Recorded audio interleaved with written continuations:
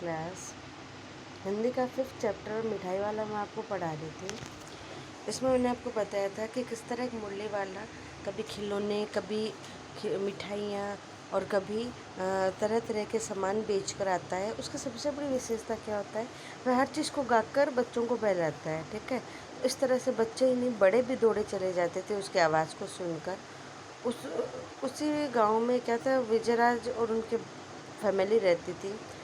विजय बाबू थे, उनकी पत्नी का नाम रोहिणी और बच्चों का चुन्नू मुन्नू था।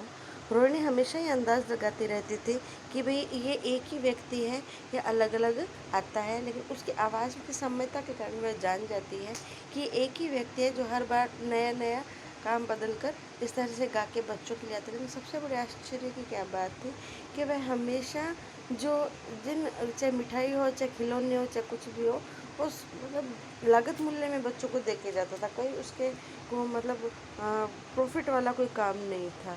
ठीक है, तो उसे ये बात सुनकर हमेशा आश्चर्य होता था। आगे का लेसन मैं आपको पढ़ा रही हूँ।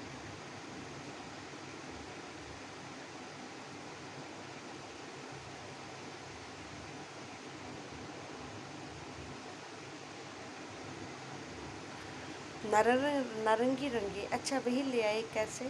अच्छा ये तुम्हारे लिए मैंने पहले से ही निकाल रखी थी, तुमको पैसे भी नहीं मिले, तुमने आज ये ठीक तरह से न मांगे होंगे। धोती पकड़ कर पैरों से लिपट कर अम्मा से पैसे मांगे जाते हैं बाबू। हाँ फिर जाओ, अब की बार फिर मिलेंगे दुअन्नी में ही तो क्या हुआ, ये लो पैसे वापस लो। ठीक है ना, हिसाब मिल गए पैसे, देखो मैंने तरकीब बताई। अच्छा अब तो किसी और से नहीं लेना है, सब ले चुके। तुम्हारी माँ ने के पास पैसे नहीं है, अच्छा तुम भी ये लो।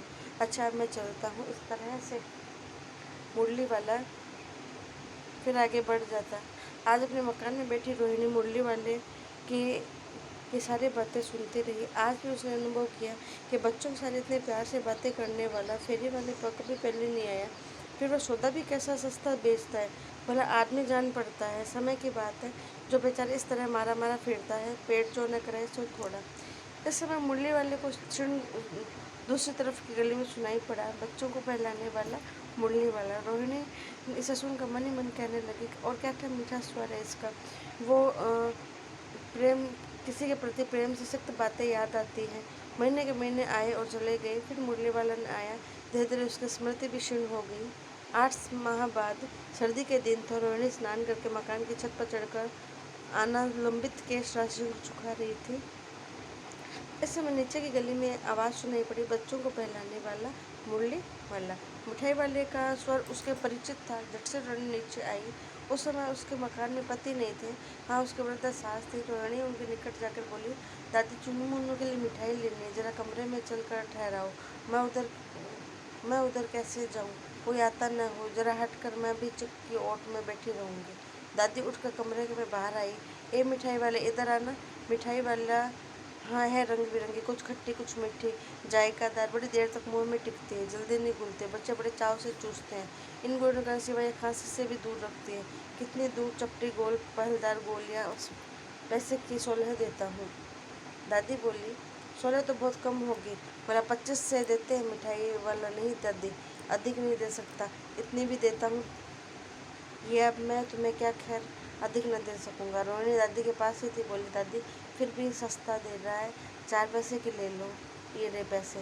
मिठाई वाला मिठाई गिनने लगा, 2 4 की दे दो। अच्छा 25 नहीं 20 दे दो। अरे मैं बुढ़ी हुई हूँ, मोल भाव अब मुझे ज़्यादा करना नहीं आता, कहते दादी के पोपले मुँह में जरा मुस्कुराहट फूट निकली।